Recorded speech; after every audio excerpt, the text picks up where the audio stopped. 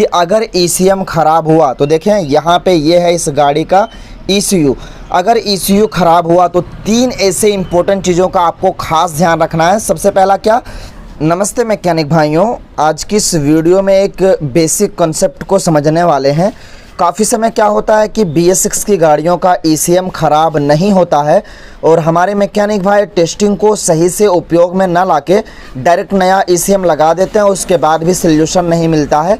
तो आज की इस वीडियो में आप सभी मैकेनिक भाइयों को बताएंगे कि ECM ख़राब है या सही, उसको कैसे चेक करना है और साथ ही साथ इसके इनपुट और आउटपुट को समझने वाले हैं।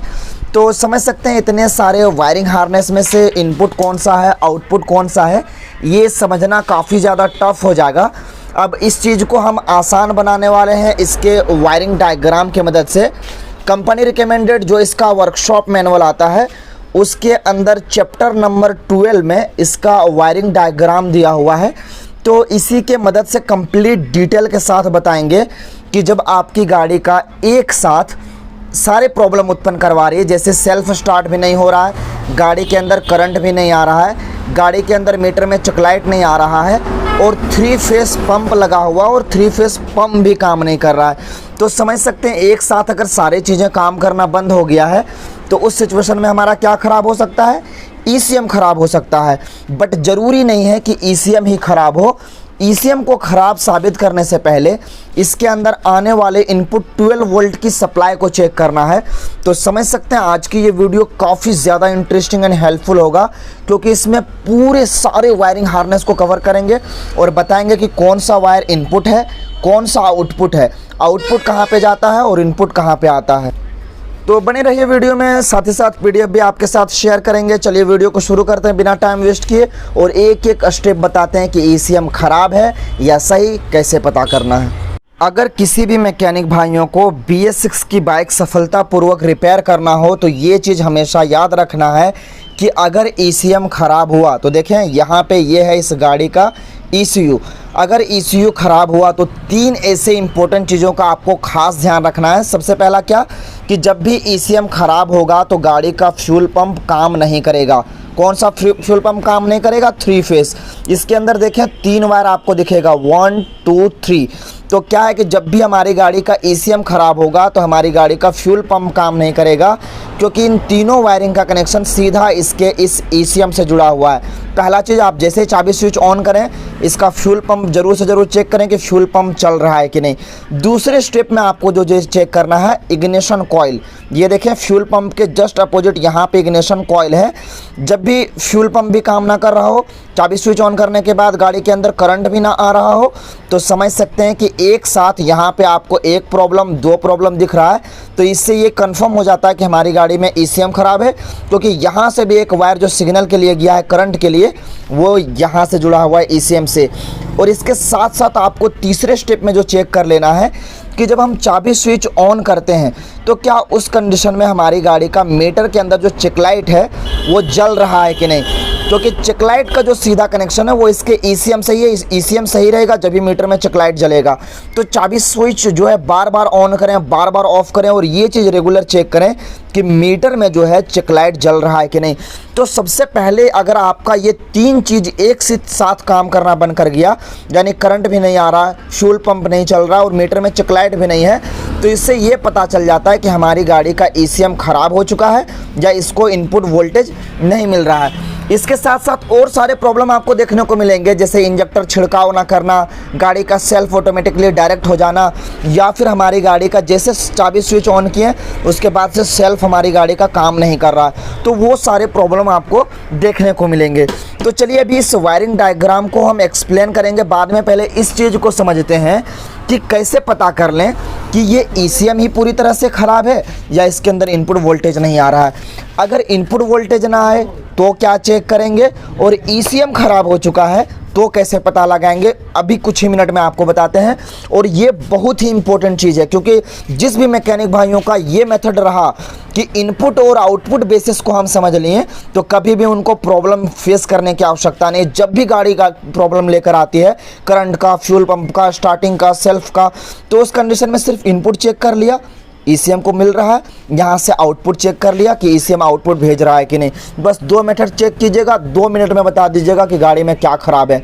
अगर स्टेप आपको पता नहीं रहेगा तो काफ़ी लंबा समय चला जाएगा। तो चलिए मैं वो मेथड आपको बताता हूँ कैसे चेक किया जाता है। ECM सही है या ख़राब, उस चीज़ को चेक करने से पहले इसके कपलर कनेक्शन को ओपन करना पड़ेगा। कुछ इस प्रकार से लगा होता है, यहाँ से जैसे इस क्लिप को प्रेस कीजिएगा, बैक के और खींचिएगा, ऑटोमेटिकली निकल आएगा।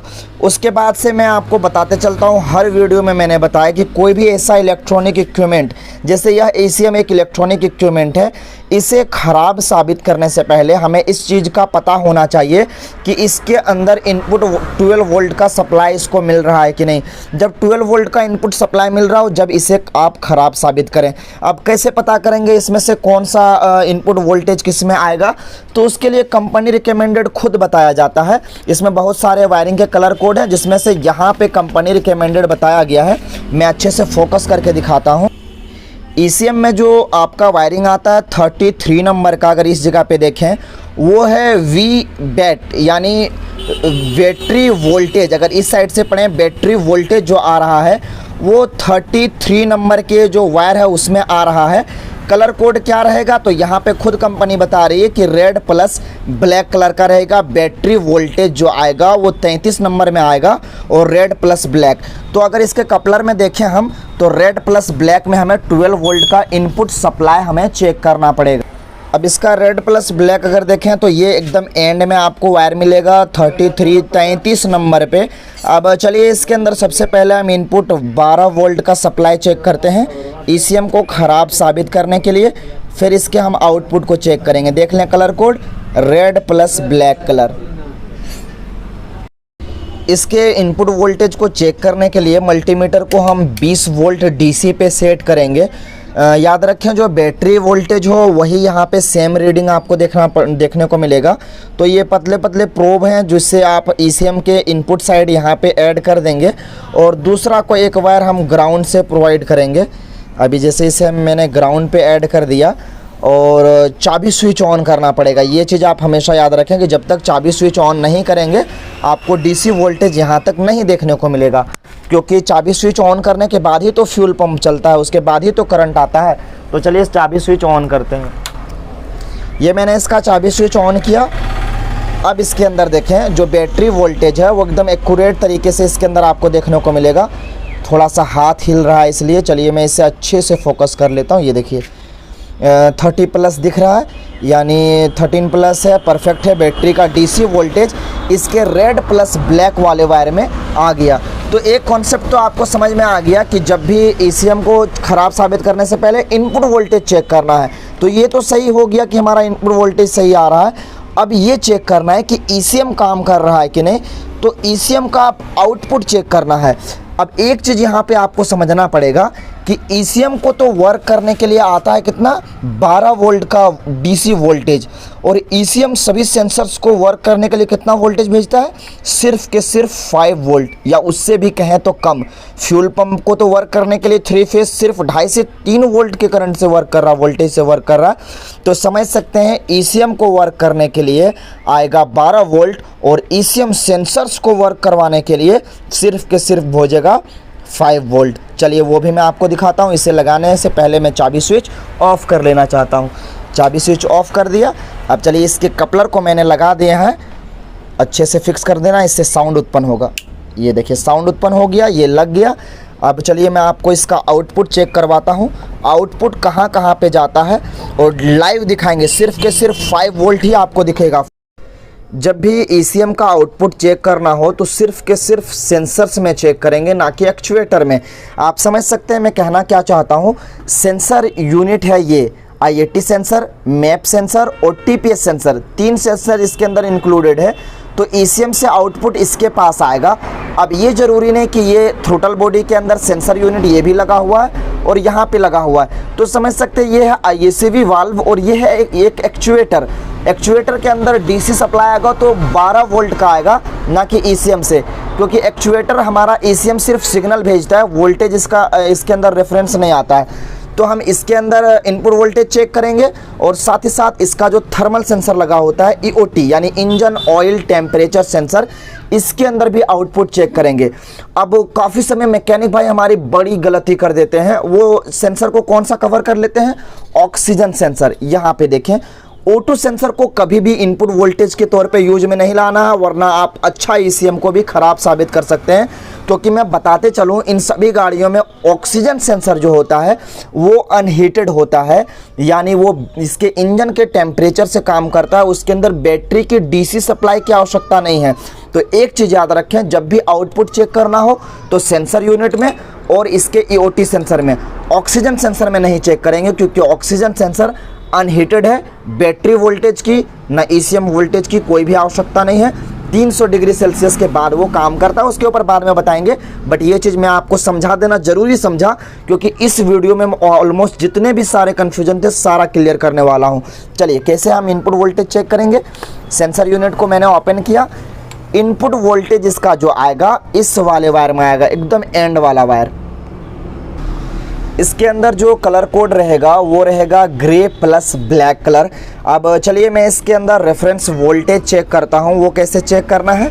उसके लिए हम मल्टीमीटर को फिर से 20 वोल्ट पे लगा देंगे। यहाँ पे मैंने मल्टीमीटर को लगा दिया। रेड वाले प्रोब को मैं इसके इस ग्रे प्लस ब्लैक वाले वायर में कनेक्ट कर दूँगा, यहाँ पे कनेक्ट कर दिया। और दूसरा एक वायर जो है उसे हम कहीं से भी ग्राउंड प्रोवाइड करेंगे, ये मैंने यहाँ पे ग्राउंड प्रोवाइड कर दिया। आप खुद देख सकते हैं मैकेनिक भाई कि इसके अंदर इनपुट कितना वोल्ट का आया, सॉरी आउटपुट ईसीएम कितना भेज रहा है, सिर्फ के सिर्फ 5 वोल्ट का।